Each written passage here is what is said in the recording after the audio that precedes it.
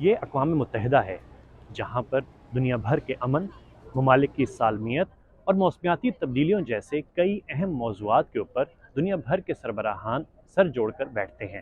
اقوام متحدہ کے ممبران میں 5 ایسے ملک بھی شامل ہیں جو اپنے اثر رسوخ کے اعتبار سے بہت طاقتور سمجھے جاتے ہیں، جن میں سے ایک امریکہ خود اور دوسرا روس اس وقت 2 جنگوں کی پشت پناہی کر رہے ہیں۔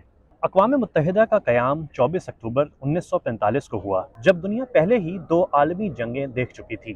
ان جنگوں کے بعد اقوام متحدہ کے قیام کا آغاز آنے والی نسلوں کو جنگ کی لعنت سے محفوظ رکھنا کے نعرے سے کیا گیا۔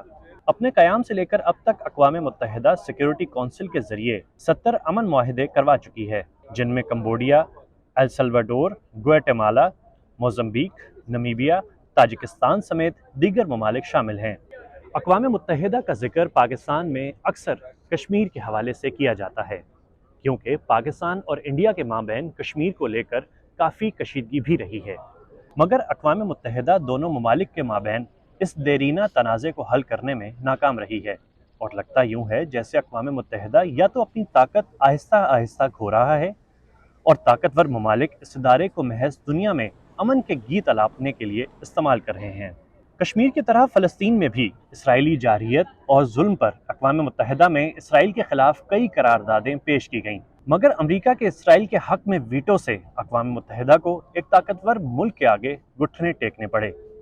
عالمی امور میں انتظامی اعتبار سے اقوام متحدہ ایک مضبوط ادارہ سمجھا جاتا ہے، مگر ویٹو کا حق رکھنے والے 5 ممالک میں سے امریکہ اسرائیل کی حمایت کرتے ہوئے فلسطینی شہریوں پر جنگ مسلط کیے ہوئے ہے۔ دوسری جانب روس بھی یوکرین کے ساتھ پچھلے 2 سال سے جنگ لڑ رہا ہے۔ فہد منظر، نیو یارک، امریکہ۔